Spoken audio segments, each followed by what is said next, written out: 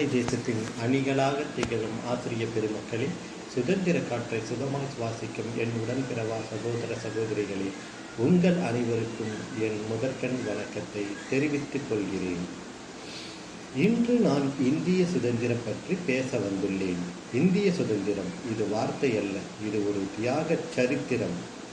அகிம்சை வழியில் காந்தியும், அவரின் அறவழியில் நேருவும், ஆயுதமேந்தி நேதாஜியும், அன்னி பெசன்ட் அம்மையாரும், பாடல் எழுதி பாரதியும், புரட்சி வீரன் பகத்சிங்கும், வீரமங்கை வேலுநாச்சியாரும், தீரன் சின்னமலையும், வாஞ்சிநாதனும், கப்பம் கட்ட மறுத்து கட்டபொம்மனும், கப்பலோட்டி தமிழன் சிதம்பரனாரும், இன்னும் பல ஆயிரம் தியாகிகள் தங்கள் உழைப்பையும் உதிரத்தையும் உயிரையும் கொடுத்து வெள்ளையராகிய கொள்ளையர்களிடம் இருந்து போராடி பெற்றது தான் இந்த இந்திய சுதந்திரம்.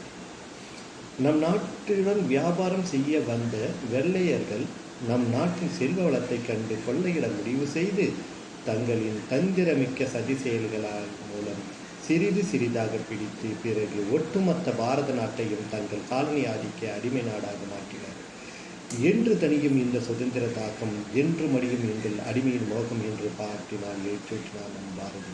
அகிம்சை வழியிலான அறப்போர் மூலம் ஒத்துழையாமை இயக்கம், உப்பு சத்தியாகிரகம், வெள்ளையினை வெளியேறு இயக்கம் மூலமாக மக்களை திரட்டி போராடினார் நம் மகாத்மா காந்தி. அவரது வழியில் நேருவும் பல போராட்டங்களில் ஈடுபட்டு சிறையில் அடைக்கப்பட்டார்.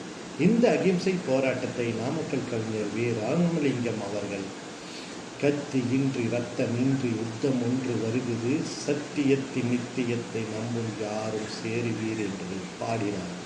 எனக்கு ரத்தம் கொடுங்கள், நான் உங்களுக்கு சுதந்திரம் தருவேன் என்பது சுபாஷ் சந்திர போஸின் முழக்கம். இவர் ஆங்கிலேய ஆட்சிக்கு எதிராக ஒரு இராணுவத்தையே உருவாக்கி போரிட்டனர். ஆங்கிலேயர் ஆதிக்கத்தில் 200 ஆண்டுகள் அடிமையாக இருந்த நம் பாரத நாடு சுதந்திரம் அடைவதற்கு 4 நூற்றாண்டு காலத்திற்கு முன்பாகவே விடுதலை அடைந்ததாக கற்பனையில் கண்டு மகிழ்ந்து ஆடுவோமே பள்ளி பாடுவோமே ஆனந்த சுதந்திரம் அடைந்து விட்டோம் என்று மகாகவி பாரதியார் பாடினார்.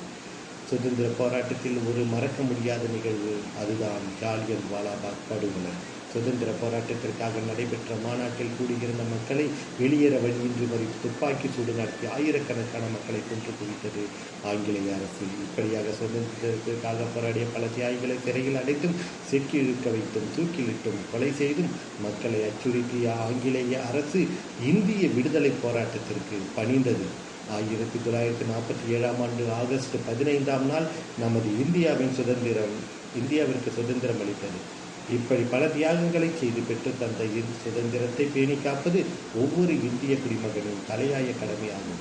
எனவே இந்த சுதந்திர தின விழாவில் நாம் அனைத்து சுதந்திர போராட்ட தியாகிகளையும் நினைவு கூர்ந்து வணங்கி அவர்களுக்கு நன்றி தெரிவிப்போம். வந்தே மாதரம், ஜெய் ஹிந்த். வாய்ப்பளித்த அனைவருக்கும் நன்றி கூறி விடைபெறுகிறேன். நன்றி, வணக்கம்.